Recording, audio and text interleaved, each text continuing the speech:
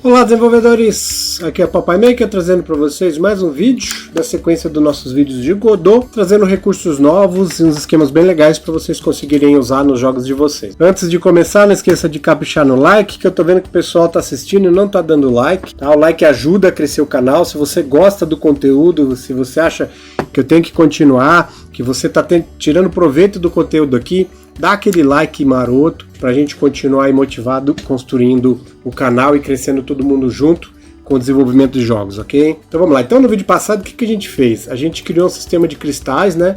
Então quando a gente atira, agora o nosso meteoro libera cristais e esses cristais depois de um tempo vêm até a gente. Então o que eu vou fazer? Eu vou ensinar para vocês como que a gente consegue fazer um rastro, tá? Então a gente vai aprender a fazer o rastro dos cristais, mas não apenas fazer um rastro, a gente vai aprender a fazer isso pensando em como programar também, para não só a questão visual, ou seja, a gente deixar o visual legal, mas a gente poupar recursos da máquina. Então não adianta fazer um recurso super legal que esteja consumindo muita memória, por exemplo, porque se esse recurso for muito utilizado ou utilizado repetitivamente dentro da aplicação, dentro do jogo, isso pode cair muito o desempenho do game. Então a gente tem que, quando coloca um recurso novo, a gente tem que pensar em como fazer com que esse recurso seja o mais bonito com o menor impacto. Então primeiro a gente vai aprender a usar alguns recursos, como que a gente pode fazer, e aí depois a gente vai ver como que a gente pode fazer uns ajustes na programação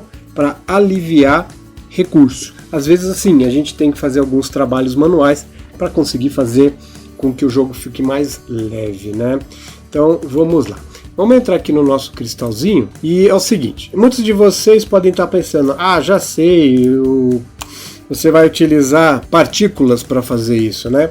Nananinha, tá? Por quê? Porque se a gente fizer, isso é uma grande questão também quando eu estou pensando numa aula, né? Tá aqui para o canal.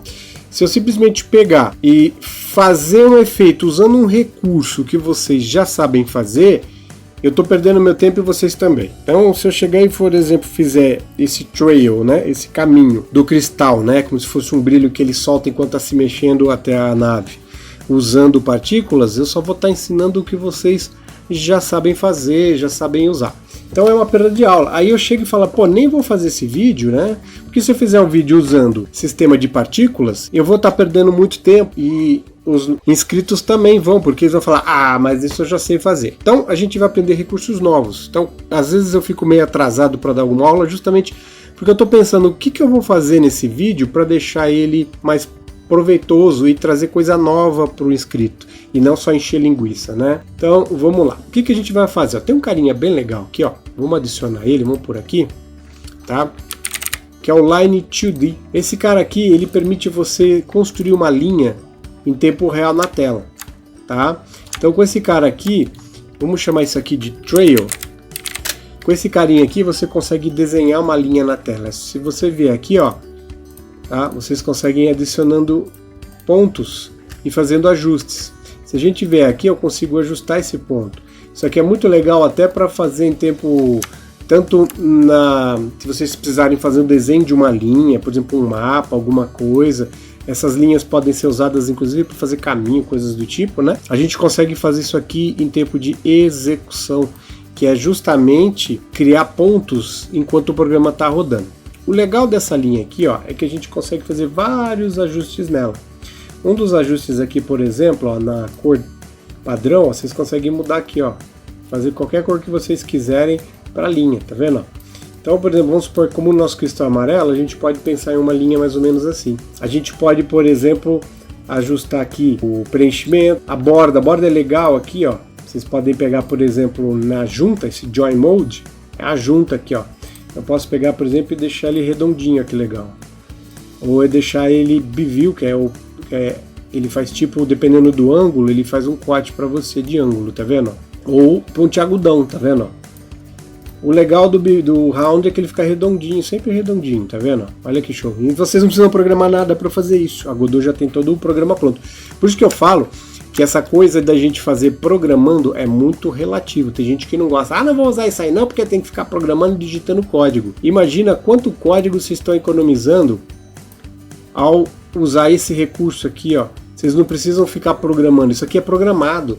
O pessoal que criou a Godot criou um programa que faz isso aqui para vocês, e vocês vêm aqui só configura e estão usando.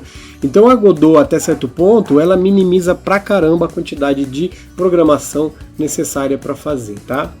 A gente pode, por exemplo, colocar aqui ó, a ponta, né? Então isso aqui é a junta, esse aqui é o começo, ó. Eu posso colocar, por exemplo, que é redondo no comecinho, que esse é o primeiro, né? Eu posso colocar que é redondo no final também, olha que legal como que fica. Né?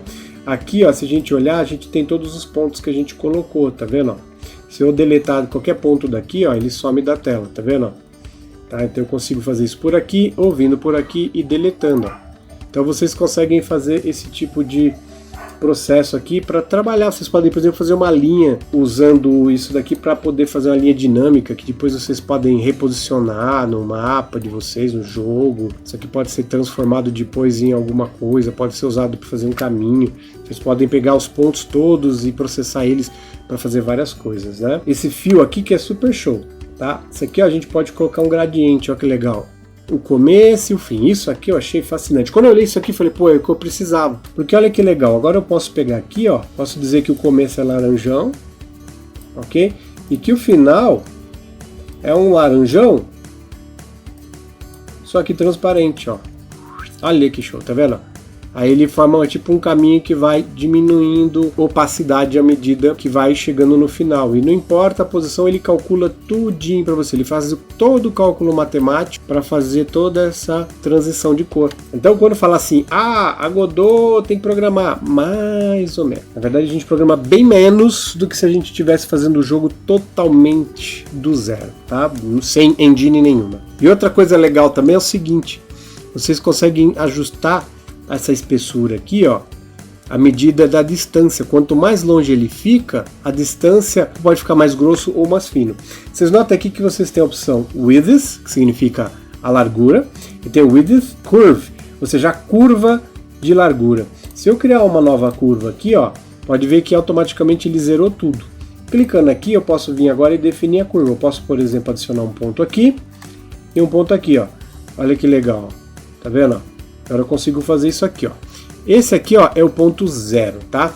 Então, como vocês vão ver durante a programação, o ponto zero, ele vai ser sempre o último. Então ele tem que ficar, na verdade, ao contrário. Ele tem que terminar, o zero tem que ser fino e o último ponto mais largo, tá? Aqui a gente pode acertar a curva, ó. Tá? Olha que legal isso aqui, né? Então vocês conseguem fazer um monte de coisa sem botar a mão em código, olha aí, né? E vamos inverter aqui o nosso gradiente, tem que ficar ao contrário, tá? Vocês vão entender que é o seguinte, o ponto zero é sempre o último ponto, e o mais novo é sempre o maior, então a gente tem que fazer o contrário para conseguir fazer esse tracing funcionar legalzinho. O que acontece, ó, se a gente pegar o trail aqui, ó, o centro dele está bem aqui, ó, né? Se a gente olhar os pontos aqui, ó, eles estão todos variados. Se eu pegar o último ponto e colocar no 0, 0, olha o que acontece, ó, ele vai parar bem em cima do cristal. Eu posso pegar esse trail e jogar aqui para trás para ele ficar por trás do cristal, tá vendo? Super show. Então aqui a gente já pegou e conseguiu configurar um tipo de linha que faz com que a gente consiga fazer um caminho, ó. Se eu tirar aqui e clicar fora, ó, a gente enxerga um caminho. Tá vendo aqui, ó? Só que isso vai gerar algumas coisinhas que a gente precisa entender, ó. Se eu começar a quebrar cristais, olha que esquisito que vai ficar, ó.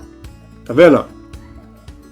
Ficou parecendo uma foice giratória aí, ó. Tá? O que acontece? É muito importante a gente fazer com que esse trail não gire e nem se movimente junto com o cristal. Então a gente vai vir aqui, ó, e vai colocar assim, ó. Trail, ponto, set as top level, true. O que vai acontecer agora? Se vocês olharem agora, o trail, né, o line 2D não vai mais seguir o cristal. Ele vai ficar onde tem que ficar, lá no zero, ó lá. Tá vendo lá? Ele fica lá em cima, todos eles ficam no mesmo ponto. Por quê? Se a gente olhar aqui, o trail, se a gente olhar o transform dele, aqui ó, é 0, 0. Então, apesar, como a gente colocou ele como nível top, né, que ele tem que ficar, não herdar os movimentos e o transform do pai dele, que seria o cristal, ele vai para a posição 0, 0, que é aqui, ó. Automaticamente o nosso trail ele vai ficar aqui no 0, 0. Por causa que dentro, quando a gente abre o jogo, a gente diz para ele ser um top level, ou seja, para ele não herdar as transformações. Então o que a gente vai fazer agora? Vamos vir aqui no Trail, a gente vai tirar todos os pontos, ok? Tá? E aí a gente vai preparar a programação do Trail para a primeira fase, que é a fase que funciona, mas de modo não otimizado. O que a gente faz aqui, ó? Vocês estão vendo aqui que a gente tem aqui, ó, target, tá vendo? O que acontece nesse momento aqui, quando o target dá true, né? Significa que a gente definiu quem que é o alvo que ele tem que seguir, significa que ele está seguindo. Antes disso aqui ele não está seguindo. Então tudo que a gente fizer aqui dentro nessa parte do código, ele será feito só depois que o nosso cristal está seguindo a nave. Então olha que legal. Se eu fizer isso aqui, ó, trail ponto edge point e colocar aqui, ó, global position. Então a gente já veio aqui, tiramos todos os pontos dele. O que vai acontecer? Quando estiver seguindo o nosso player, o trail, ele, a cada quadro do jogo, ele vai adicionar um novo ponto na posição global que ele se encontra. Só que isso vai acontecer só quando o nosso cristal estiver seguindo a nossa nave. Vamos ver se funciona legalzinho. Vamos ver o que acontece agora. Quando ele começa a seguir, ele vai começar a adicionar pontos na posição que ele está. Olha que legal. Tá? Só que a gente tem um problema aqui, só que a gente tem um ponto aqui, ó. Paga esse ponto também. A gente não pode ter ponto nenhum. A gente tem que garantir que o trail não tem ponto nenhum, tá? Ok, vamos ver o que acontece agora. Ele vai começar a se mover e vai começar a desenhar pontos, ó. Tá? Aqui, ó, a gente percebe que o nosso trail aqui, ele tá meio que por cima, né? Vamos adicionar alguns pontos aqui. Vamos acertar nosso sprite aqui, o z-index dele, vamos aumentar um pouco, porque ele tem que ficar acima. Vai ficar estranho, mas é só para a gente ver se os cristais estão ficando em cima, ok? Ó, agora o cristal está por cima e está visível, né? Como o ponto, por que estava acontecendo isso? Como o ponto está sendo adicionado em tempo de execução, o ponto automaticamente vai ficar por cima do cristal. Então se a gente pegar aqui o nosso sprite e aumentar o z-index dele aqui, tá? Ele fica por cima do ponto que está adicionado e assim ele forma esse efeitinho aqui, ó. Olha que legal, tá vendo? Tá? Então vamos só tirar esses pontos aqui, ó. Isso foi só um teste, vamos garantir que o trail tá tudo certinho, posição zerada. E aí desse jeito agora a gente tem caminhos sendo feitos. Não tá perfeito, a gente ainda nos próximos vídeos a gente vai melhorar isso, foi o que eu falei. Olha lá. Tá vendo? Porque quando, primeiro, ele está adicionando, qual está sendo o problema aqui? Ele está adicionando pontos, tá? 60 vezes por segundo, são muitos pontos na tela. Então, dependendo da quantidade de objetos que a gente tiver na tela, isso pode causar lentidão, porque ele está adicionando muitos pontos para serem calculados, tá vendo? Fica tudo muito bonitinho, tudo muito redondo, mas fica muito carregado. Então, no próximo vídeo eu vou ensinar vocês uma esqueminha de programação, é uma estratégia que eu desenvolvi para a gente fazer com que isso aqui fique bem mais leve e também quando ele morre, né, se a gente olhar aqui, quando o cristal morre, o trail deles desaparece imediatamente, o que fica feio, né? Ele encosta na nave e o trail desaparece, ó, fica feio. É legal fazer depois que ele encosta, como se o trail viesse lentamente e acabasse devagarzinho, não fosse uma coisa instantânea.